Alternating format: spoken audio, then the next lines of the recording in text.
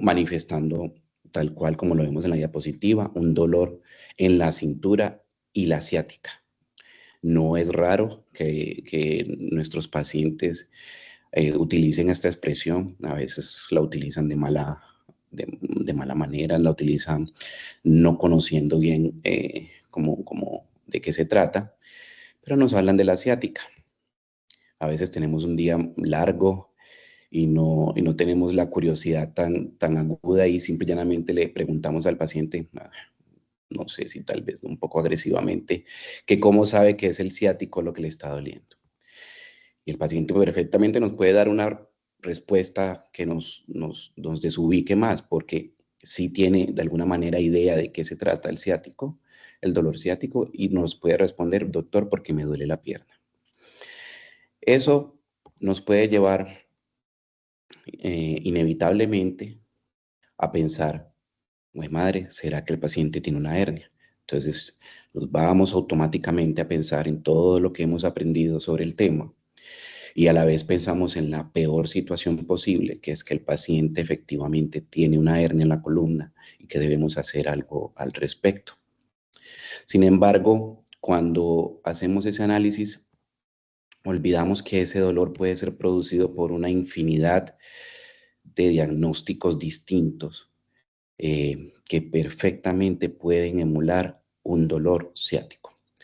Entonces, debemos ir al principio de todo y preguntarnos qué es el dolor ciático. Listo. El dolor ciático, la mayoría de los textos los definen como un dolor que inicia en la región glútea, baja a través de la pierna aproximadamente en el trayecto del nervio ciático. Sin embargo, la mayoría de los autores y de las sociedades son claros en decir que este es un término que se está utilizando recientemente de forma indiscriminada para describir síntomas como dolores de espalda y piernas que, como ya vimos, pueden ser causados por muchísimas otras patologías. En ese sentido, para el 2023 fue publicado una especie de recomendación, consenso que hizo el subgrupo de estudio de dolor neuropático de la Asociación Internacional del Estudio del Dolor, tratando de alguna manera de encaminarnos todos en una definición más acertada y para que se hablase en el mismo idioma. Entonces, ellos en este artículo recomiendan no utilizar la palabra asiática. Por ende, y ya lo verán más adelante, yo no voy a utilizar la palabra pseudociática. No aparece en ningún lado de la literatura de manejo del dolor. En cambio, recomiendan hablar de dolor en la pierna relacionado a la columna y específicamente recomiendan tener en cuenta tres entidades, que son el dolor referido somático, el dolor radicular y el dolor radicular con radiculopatía. Ya vamos a hablar de eso. Y todo esto porque debemos tener en cuenta que esta manifestación de dolor lumbociático puede estar en relación con estas estructuras anatómicas que vemos aquí a grandes rasgos. Múltiples estructuras neurológicas, ¿cierto?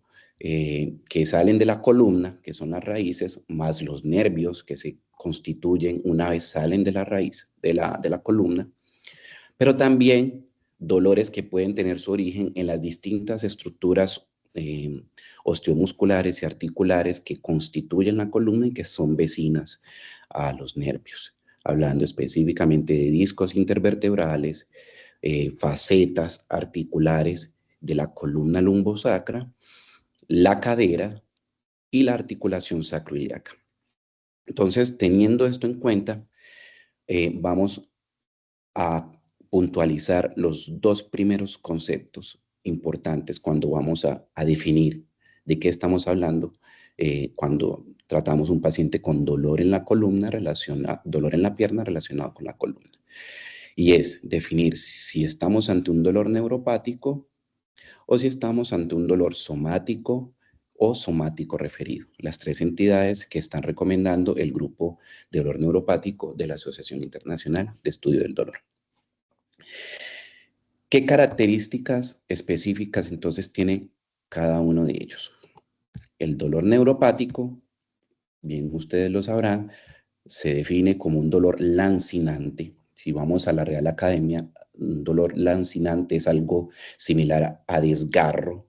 Es un dolor bastante intenso, equiparado a desgarrar la carne, así se define lancinante. Un dolor tipo shock eléctrico, ¿cierto? Y aquí empezamos a hacer unas diferenciaciones bastante interesantes y más objetivas, que son, por ejemplo, que se extienda por toda la pierna, eso es característico del dolor neuropático, es un dolor que el paciente define como un dolor largo, es un dolor que va claramente en toda la longitud de la extremidad inferior y es generalmente más largo que ancho. Esto es algo nuevo, ¿cierto? Incluso ellos dan una medida aproximada después de haber revisado unos estudios experimentales previos sobre la producción controlada de dolor neuropático intraoperatorio con paciente despierto, que la mayoría decían, y donde decían que la mayoría de los pacientes describen un dolor, un área muy específica cuyo ancho generalmente no supera las 3 pulgadas. Entonces, eso es un dato también a considerar aquí. Aparte de la presencia de otros síntomas neuropáticos que bien conocemos como debilidad, porque pues, estamos hablando de una afección radicular con su compromiso motor, parestesias, entumecimiento, dolor quemante, etc. A diferencia del dolor somático, que el dolor somático es un dolor sordo, el paciente, si bien logra definir el core del dolor, en la mayoría de los casos un dolor ubicado en la región glútea, no logra delimitar la zona dolorosa alrededor de este core doloroso, ¿cierto? Y que perfectamente, cuando hablamos de dolor referido, también se puede asociar a zonas de dolor distantes a la zona principal de dolor, lo cual de alguna manera significa esta confusión que se presenta con los pacientes que tienen dolores somáticos y los pacientes que tienen un dolor radicular de origen discogénico asociado a una hernia que comprime un nervio, ¿cierto? Otras características importantes a considerar con los dolores somáticos y dolores somáticos referidos son la pulsatilidad, que los dolores pueden aparecer en las noches. Estos son dolores muy marcadamente mediados por marcadores inflamatorios, porque su mecanismo fisiopatogénico generalmente es a través de nociceptores, ¿cierto? Y debido a su gran relación con articulaciones, el paciente con frecuencia presenta marchas antálgicas. Lo siguiente que vamos a ver, ya después de recordar todos estos conceptos, teniendo a nuestro paciente al frente con su queja de dolor en la pierna, es que vamos a analizar o vamos a evaluar la actitud del paciente. Cuando hablo de actitud me refiero específicamente a la postura, cómo el paciente se mueve, cómo el paciente cambia de posición, cómo se sienta, cómo se pone de pie.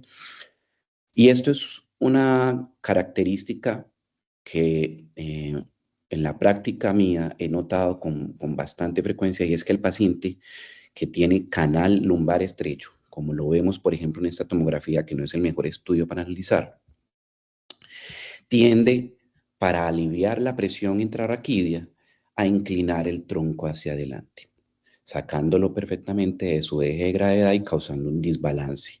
Eso es un mecanismo automático y que ojalá ustedes busquen cada vez que vean sus pacientes al entrar a su consultorio o al entrar al servicio de urgencias. Otro hallazgo que podemos apreciar, que podemos ver, es la presencia de contracturas que cambian la forma o la superficie de la región lumbosacra. Por ejemplo, en este caso, si se fijan, estamos viendo que se marcan mucho los erectores de la espina dejando una hendidura en el centro, en la región de la línea espinosa, debido a una marcada contractura de los músculos erectores de la espina y paraespinales. Los pacientes también, con cierta frecuencia, le dicen a uno, doctor, es que yo estoy torcido. Uno tiende a desestimar eso porque sabe, sabe uno que el paciente no tiene una condición estructural que cause un desvío o una mala alineación coronal, que es lo que llamamos, que es como llamamos esta postura. Pero resulta que sí lo hacen y lo hacen con relativa frecuencia. Y eso es un mecanismo de defensa del cuerpo para evitar o disminuir el proceso de tracción que genera la compresión herniaria sobre el saco dural. Y hay una regla que se ha encontrado y es que el paciente, cuando tiene la hernia discal, como lo vemos en este gráfico, en la cara lateral, por ejemplo, del nervio afectado, tiende a desviarse al lado contrario para eh, disminuir la presión sobre el saco dural y por ende disminuir la intensidad del dolor. Entonces, esto es otro hallazgo de la actitud del paciente que debemos, ojalá, apreciar desde su ingreso. Vamos a buscar otros detalles. La asimetría en las extremidades, tanto en su grosor, producto de la atrofia muscular que pueden hacer, como de la longitud de las extremidades. Y otros hallazgos que es bueno siempre tener presente, más no son muy comunes, es la presencia de algunos cambios en la piel, como por ejemplo en este caso que vemos a la izquierda, que se deben a unas lesiones papulares, pustulares y eritematosas, secundario a una infección por herpes, que puede perfectamente causar la misma sintomatología específicamente en nuestra población de pacientes mayores. O encontrarnos pacientes con manchas distintas que nos lleve a pensar en un síndrome de neurofibromatosis, también algunos hallazgos que nos salen de infecciones.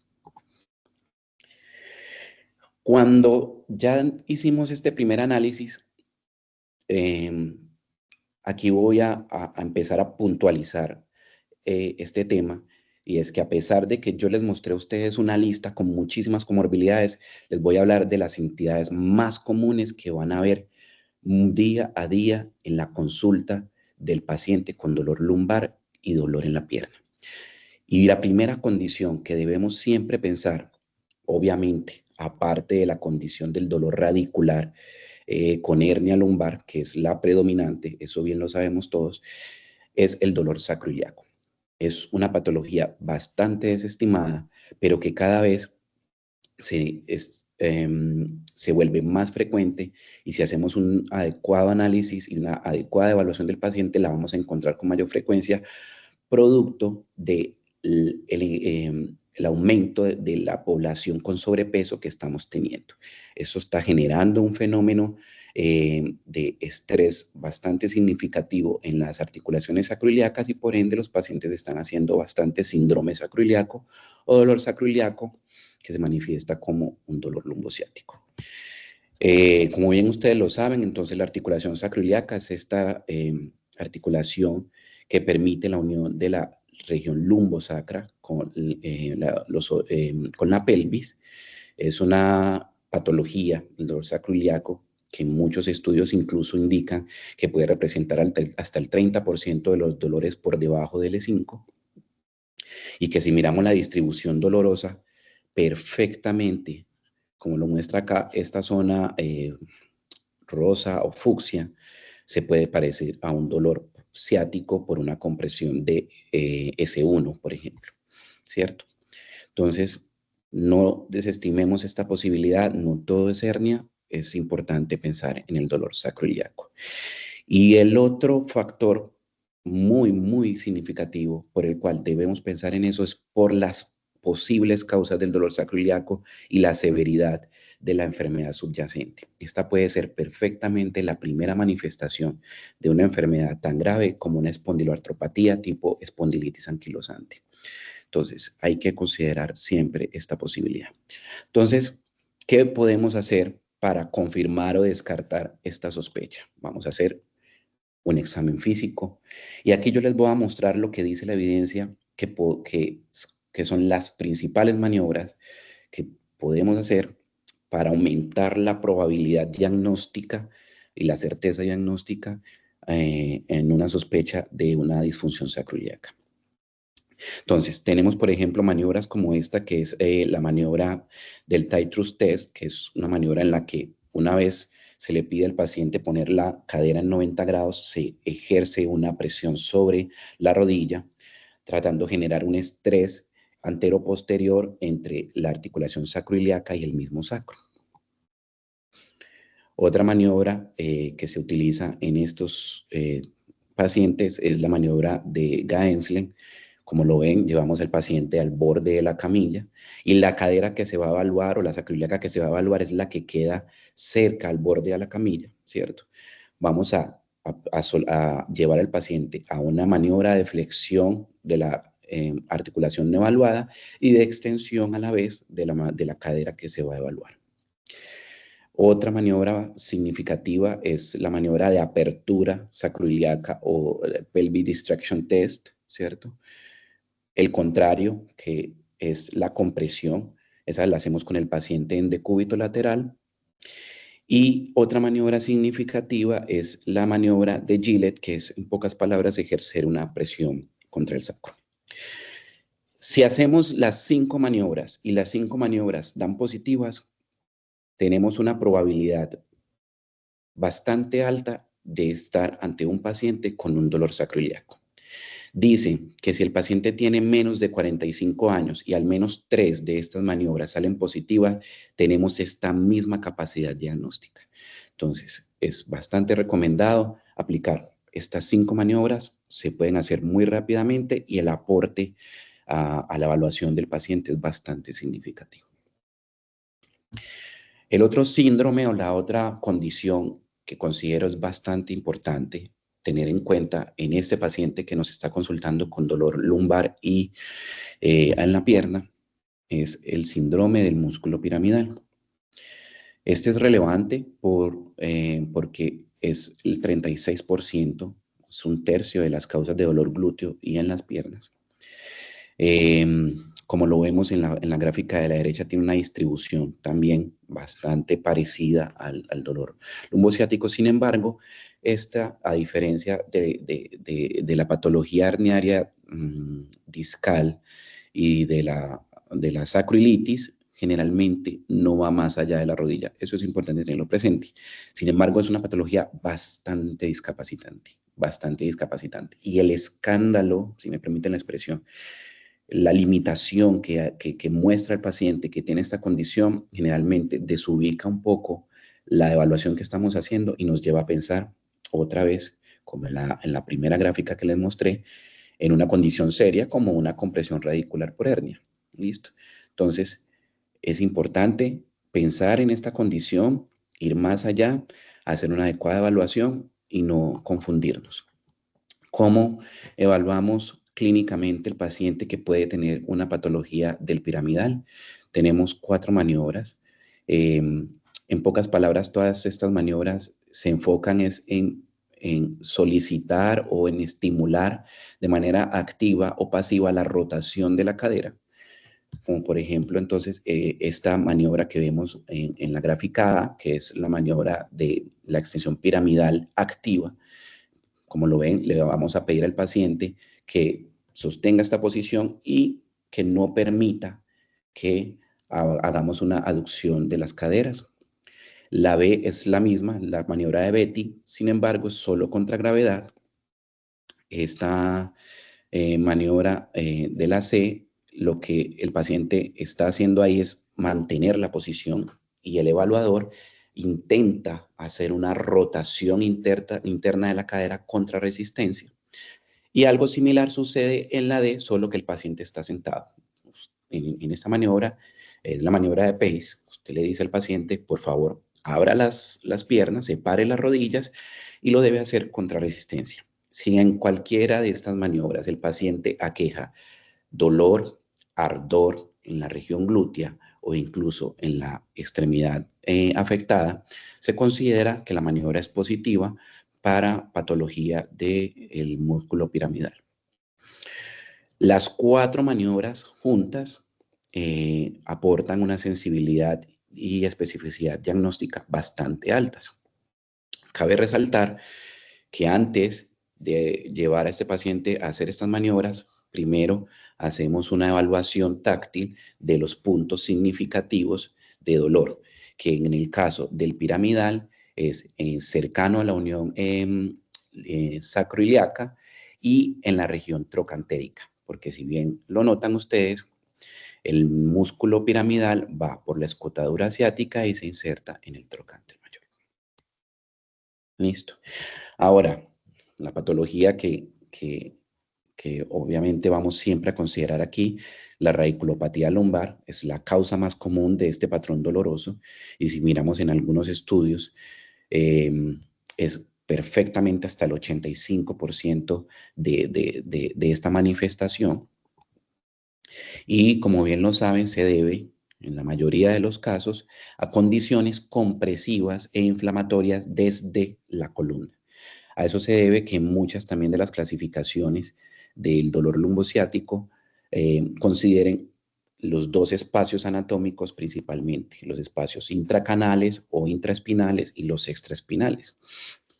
Entonces, podemos estar ante un paciente que tiene la clásica hernia discal que comprime el nervio antes de su salida o en su salida, el paciente que tiene una deformidad espinal que en su proceso genera la compresión del nervio en la salida, aquellos pacientes que presentan una compresión del canal lumbar central, lo que constituye un canal lumbar estrecho, producto del aumento de los ligamentos que rodean el canal, en este caso los ligamentos amarillos asociados a las protrusiones discales, eso estrecha el canal, o que el paciente presente una degeneración facetaria y que en esa situación o en la evolución de la condición haga un quiste facetario con dirección o vector intracanal que vaya a comprimir el nervio y las estructuras del canal medular.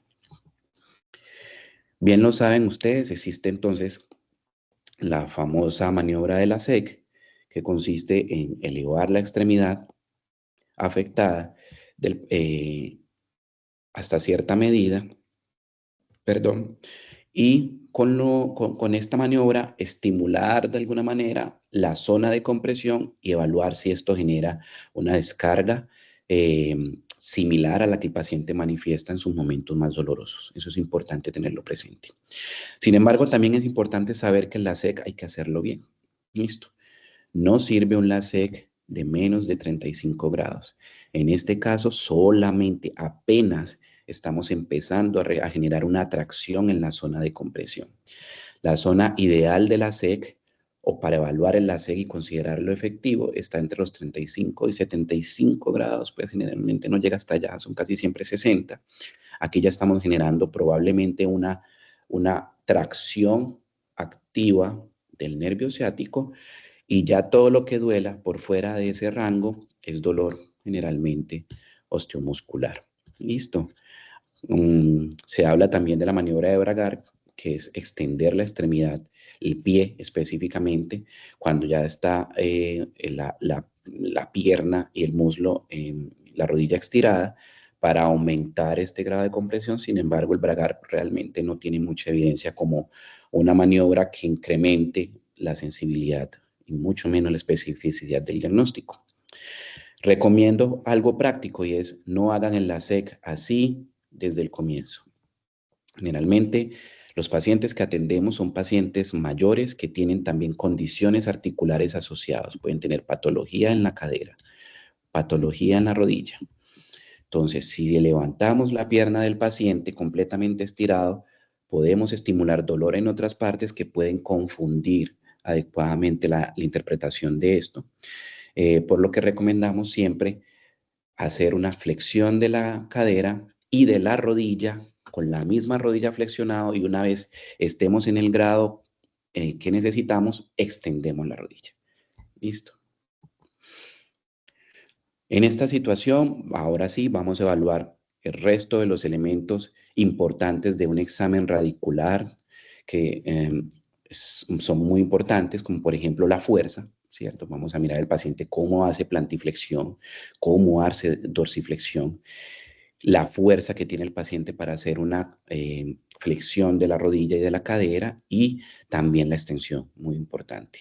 Le vamos a solicitar que de unos cuantos pasos caminando en punta de pies, caminando en talones, y vamos a evaluar si tolera realizar estas maniobras. Listo, con eso evaluamos la fuerza. Lo otro que es muy importante porque estamos sospechando una condición radicular es el grado de compromiso sensitivo que hace el paciente. Específicamente vamos a evaluar la presencia de entumecimiento o rarificación de la sensibilidad, no necesariamente tiene que ser entumecimiento. Y vamos a tener presente entonces las zonas principales de representación dermatomérica en las extremidades inferiores de cada uno de los nervios. El E4 principalmente se dice que se evalúa en la cara interna y anterior de la rodilla. El E5 en la cara lateral. Muchas veces también lo encontramos en el dorso del pie sobre el primer dedo, ¿cierto? Del pie. Y S1 lo vamos a ver en el talón. Listo. Entonces, vamos a hacer una evaluación del tacto superficial en estos pacientes. Ya sabemos entonces la presencia de debilidad es un indicativo entonces de compromiso radicular, o sea, este nervio ya se está dañando y lo vamos a encontrar cuando vemos un paciente con una debilidad del cuádriceps para realizar una extensión, el paciente que tiene una debilidad para hacer una extensión del halus y el paciente que tiene una debilidad franca para caminar en punta de pies. Listo. Algunos reflejos, no es realmente algo que se encuentre en la mayoría de los casos. Sin embargo, evalúenlo porque es una alerta encontrar un paciente con arreflexia en alguno de estos segmentos. Hay un estudio de New England Journal que evaluó mucho de estos hallazgos físicos y trató de darle una validez o una capacidad diagnóstica, realmente la mayoría muy bajito, excepto lo que llamamos signos duros, que son en pocas palabras, si encontramos un LASIK cruzado, paciente que se queja de dolor de un lado, pero que se empeora cuando le realizamos la maniobra contralateral, es muy específico para dolor. La debilidad es obvio, realmente es muy poco probable que no encontremos algo afectando el nervio si el paciente tiene una debilidad objetiva, ¿cierto? Y la alteración de los reflejos, pero repito, esto está reevaluado. Realmente hoy en día se desestima mucho la ausencia o presencia de reflejos alterados en los pacientes con dolor radicular. ¿Qué vamos a estudiar específicamente? ¿Cómo estudiamos estos pacientes? Esto es un llamado a cambiar un poco la mentalidad del abordaje de los pacientes. Desde la consulta de neurocirugía y cirugía de columna, vemos con frecuencia que el paciente llega con unos rayos X. Bien sabrán ustedes, no aporta nada, no nos muestra realmente qué puede estar sucediendo. Sin embargo, pues da señales de que algo no está bien en general con la columna. Listo.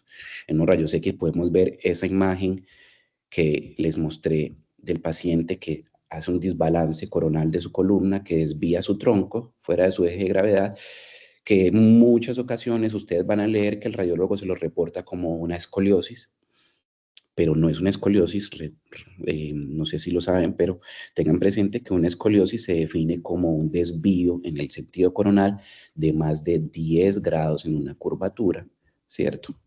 Y esto generalmente nunca sobrepasa los 10 grados, aparte de que si ustedes se fijan, la columna no está rotada. Es una columna donde ustedes van a ver pedículos y van a ver la espinosa en el centro. ¿Listo? Entonces, no manden a los pacientes a la consulta de neurocirugía con el diagnóstico de escoliosis, solamente basados en una radiografía. A veces podemos encontrar pequeños cambios, cambios muy sutiles, como en este caso. Si se fijan, este espacio discal es mucho más pequeño que los espacios superiores. Esto puede ser una señal de que algo puede estar sucediendo acá. Este paciente perdió masa discal, masa cartilaginosa, puede estar sufriendo de una migración de ese cartílago hacia el canal y estar generando, en el contexto clínico adecuado, una compresión y un dolor y un síndrome lumbociático. Tampoco sirve la tomografía. En ese sentido, el llamado es ahorrarle costos al sistema. Entonces, paciente con dolor lumbociático, no rayos X. Y si vamos a pedir un estudio 3D o vamos a ir más allá, tampoco radiografías, tampoco tomografías. ¿Por qué? La tomografía no nos va a mostrar. Ustedes saben que la tomografía es un estudio para evaluar huesos. Ahora, Si entrenan el ojo lo suficiente, van a encontrar algunas cosas. En este caso, por ejemplo, si notan aquí, la densidad del tejido blando en esta zona cambia. Comparémoslo con la zona inferior. Probablemente aquí tenemos una protrusión discal y una estenosis del canal. Sí. Sin embargo, podemos tener, como en la mayoría de los casos, hernias cuyo volumen no es lo suficientemente significativo para poderse ver en una tomografía, y muchas veces toman la decisión con la tomografía reportada por el radiólogo como normal, de que el paciente no tiene nada, y hacemos un enfoque inadecuado del paciente. Sin duda necesitamos la resonancia. La resonancia nos va a mostrar todo. Nos va a mostrar entonces si hay una hernia, en qué nivel está la hernia, L4, L5 en este caso, qué tan grande es y si genera entonces una estrechez del canal, que no es lo mismo tener una hernia que comprime un nervio a una hernia que comprime el canal. Y lo otro es que nos permite evaluar para hacer un match con la sintomatología del paciente, que es el gol estándar diagnóstico hoy en día, es tener resonancia y comparar con la sintomatología del paciente.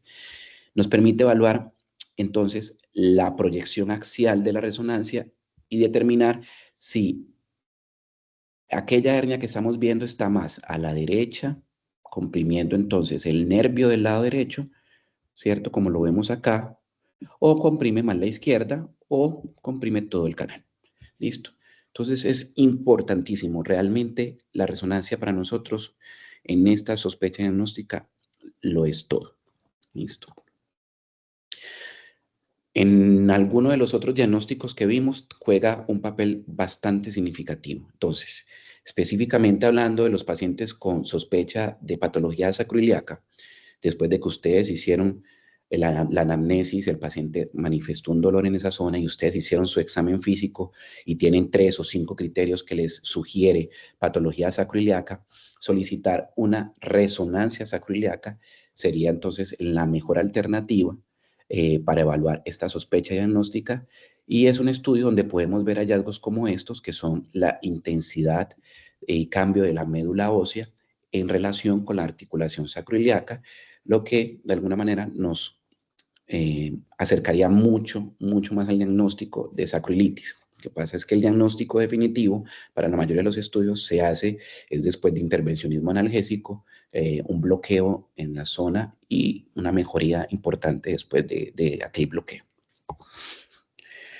En cuanto a la patología piramidal, la recomendación para la región es realizar una ecografía.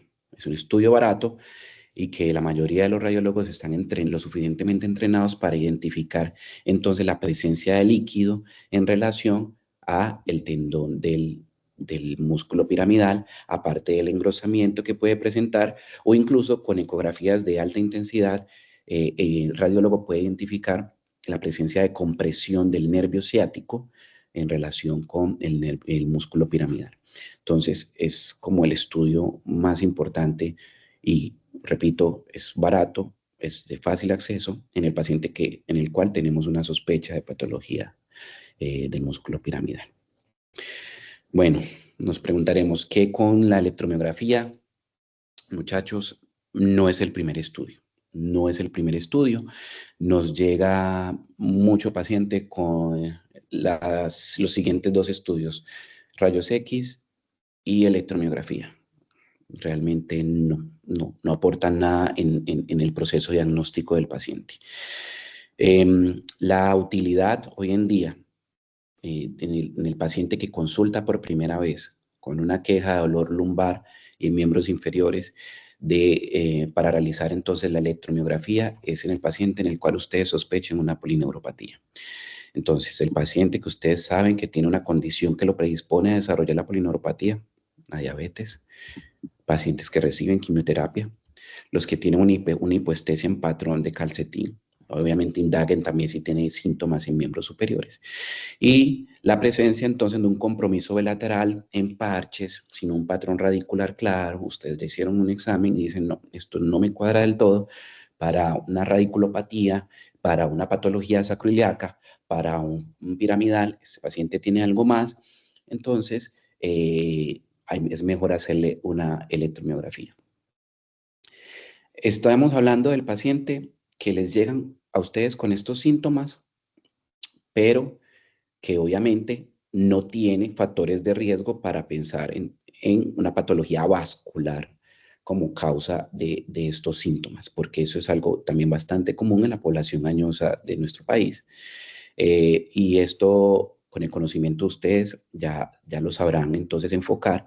Van a evaluar la presencia, obviamente, de enfermedad venosa visible, eh, telangiectasias, obviamente van a mirar si hay venas ingurgitadas, varices, si hay alteración que indique patología vascular arterial, pérdida de faneras, paciente que tiene entonces frialdad distal, alteración del pulso pedio, eso es otra condición pues que va más allá. Sin embargo, también es importante tenerlo presente porque se puede manifestar muy parecido. Listo. Esta es una patología, muchachos, que, repito, es bastante extensa. Mi objetivo no es agotarlos con esto, incluso hago la invitación a tener un segundo tiempo en el que podemos hablar de tratamiento, si así lo quieren, eh, e ir un poco también más allá en la parte también de lo que hace el especialista una vez recibimos los pacientes. Sin embargo, yo quería hacer mucho énfasis en esto, porque es lo primero que vamos a ver cuando estamos en la consulta y en el paciente que se queja de dolor en la espalda y en la pierna. Muchas gracias.